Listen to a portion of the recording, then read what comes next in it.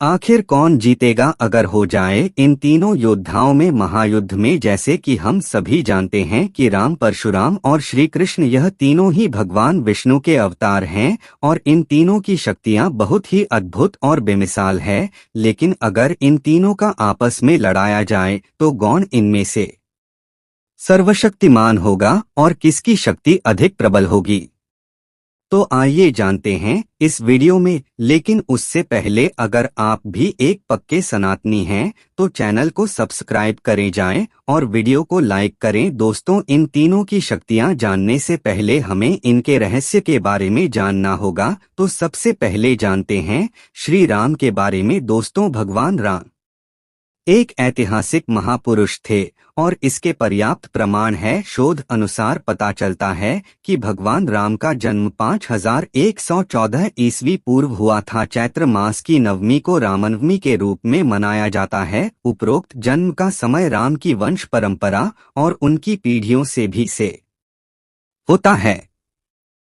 अयोध्या के इतिहास और अयोध्या की वंशावली से भी यह सिद्ध होता है।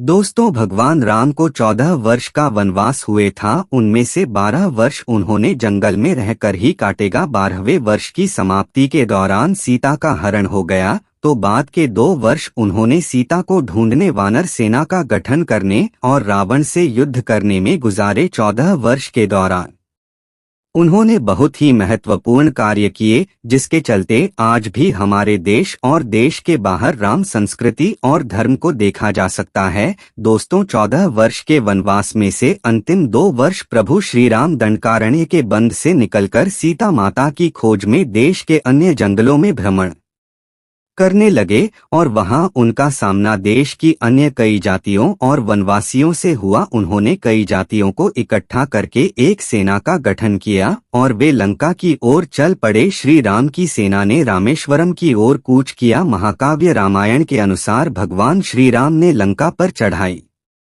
करने के पहले यहां भगवान शिव की पूजा की थी।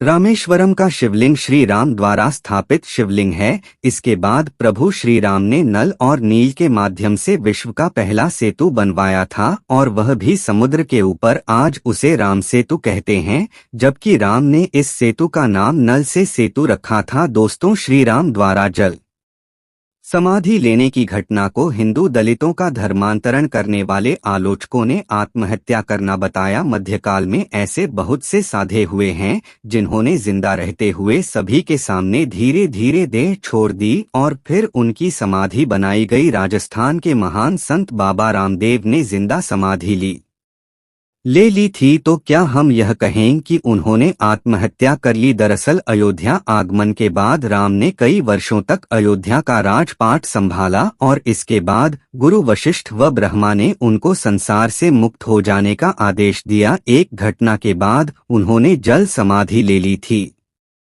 दोस्तों, सरयू नदी में श्री राम ने जल समाधि ले ली थी।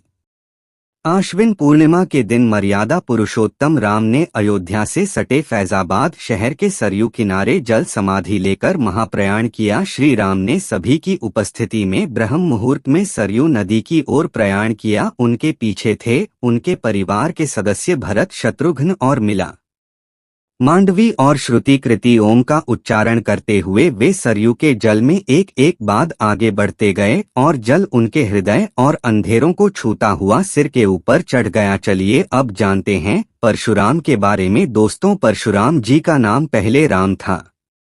उनके 4 भाई थे, ओमान व सुषेण, वस्तु और विश्वास। व राम ने शिव जी की खूब तपस्या की तो शिव जी ने उन्हें अजय होने के लिए एक फंसा दिया था। इसके बाद ही राम का नाम परशुराम हो गया। दोस्तों, राजा जनक की सभा में जब श्री राम ने शिवजी का धनुष तोड़ दिया था तो परशुराम यह समाचार सुनकर वहां उपस्थित हो गए थे और क्रोध करने लगे थे। उनका लक्ष्मण जी से वाद विवाद हुआ और फिर जब उन्हें पता चला कि प्रभु श्री राम तो स्वयं विष्णु ही है, तो उन्होंने उनके पास का धनुष उन्हें उपहार स्वरूप दे दिया। दोस्तों, द्वापर युग में पद्मावत राज्य में केन्या नदी के तट पर भगवान परशुराम निवास करते थे। जरासंध के आक्रमण के दौरान बलराम और श्री कृष्ण ने दक्षिण से सहायता हेतु दक्षिण प्रदेश की यात्रा की। दावों से विचार विमर्श कर श्री कृष्ण ने निर्णय लिया कि सबसे पहले परशुराम जी से मिला जाए। कई नदियों और जंगल को पार करने के बाद दोनों परशुराम जी के आश्रम पहुंच गए। आश्रम के प्रदेश द्वार पर भृगु श्रेष्ठ परशुराम और सांदीपनी उनके स्वागत के लिए खड़े थे। दोनों ने श्री कृष्ण और दाऊद को गले लगा लिया। आश्रम में परशुराम ने सभी को भला आहार खिलाया और सभी के रुकने और विश्राम करने की व्यवस्था की और बाद में उचित समय पर श्री कृष्ण को सुदर्शन की दीक्षा देकर उन्हें सुदर्शन चक्र दिया था। दोस्तों, सतयुग में जब एक बार गणेश जी ने परशुराम को शिव दर्शन से रोक लिया तो रोस्ट परशुराम ने उन पर वर्षों से प्रहार कर दिया, जिससे गणेश का एक दांत नष्ट हो गया और वे एक दंत कहलाए। आयोग में जनक, दशरथ आदि राजाओं का उन्होंने समुचित सम्मान किया। सीता स्वयंवर में श्री राम का अभिनंदन किया।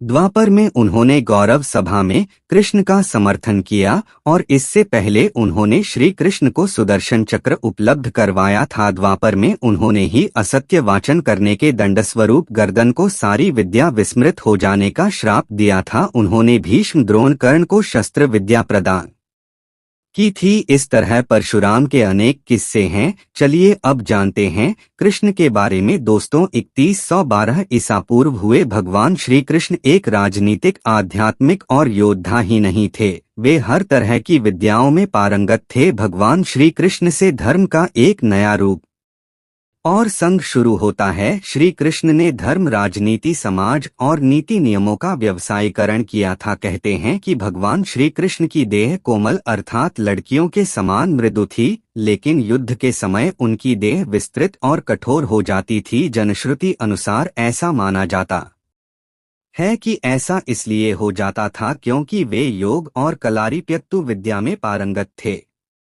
इसका मतलब यह कि श्री कृष्ण अपनी देह को किसी भी प्रकार का बनाना जानते थे, इसीलिए स्त्रियों के समान दिखने वाला उनका कोमल शरीर युद्ध के समय अत्यंत ही कठोर दिखाई देने लगता था। यही गुण गर्दन और द्रौपदी के शरीर में भी था। दोस्तों, भगवान कृष्ण ने गुजरात के समुद्री तट पर अपने पूर्वजों की भूमि पर एक भव्य नगर का निर्माण किया था। कुछ विद्वान कहते हैं कि उन्होंने पहले से गुजार बड़ी कुशास्थली को फिर से निर्मित करवाया था। माना जाता है कि भगवान श्री कृष्ण अंतिम वर्षों को छोड़कर कभी भी द्वारिका में 6 महीने से ज्यादा नहीं रहे हैं। जो भी हो, श्री कृष्ण की इस नगरी को विश्वकर्मा और मय दानव ने मिलकर बनाया था। विश्वकर्मा देवताओं के और मय दानव असुरों के इंजीनियर थे। दोनों ही राम के काल में भी थे। इतिहासकार मानते हैं कि द्वारिका जल में डूबने से पहले नष्ट की गई थी।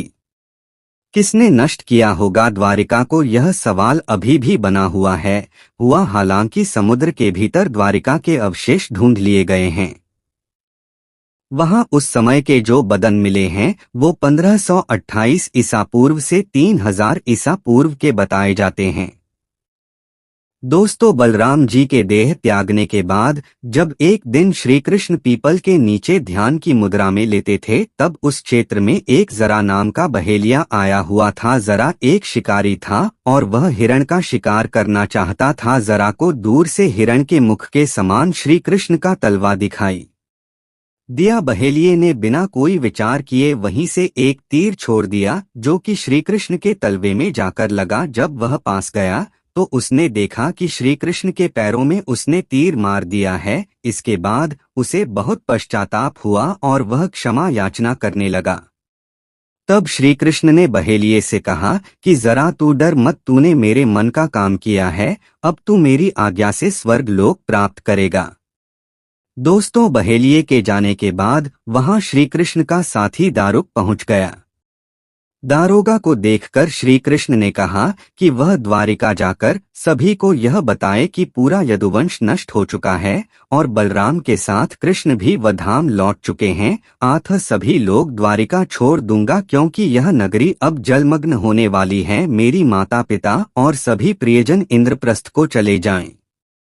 यह संदेश लेकर दारुक वहां से चला गया। इसके बाद उस क्षेत्र में सभी देवता और स्वर्ग की अप्सराओं, यक्ष, किन्नर, गंधर्व आदि आए और उन्होंने श्री कृष्ण की आराधना की। आराधना के बाद श्री कृष्ण ने अपने नेत्र बंद कर लिए और वे सशरीर ही अपने धाम को लौट गए।